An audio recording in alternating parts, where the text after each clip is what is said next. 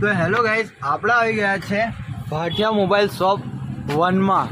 તો આજે આપણે પૂછી રહ્યા છે અમિતભાઈને કે આપણે કંઈ સાંભળવા મળ્યું છે. તો હાય અમિતભાઈ, તો આપણને ઇન્સ્ટાગ્રામ પર કંઈ માહિતી જાણવા મળી છે કે કંઈ ગિફ્ટ મળશે, તો તમે શું આપવાના છો ગિફ્ટમાં? એટલે ડ્રો છે 26/7 જેની અંદર સાયકલ આપવામાં આવશે.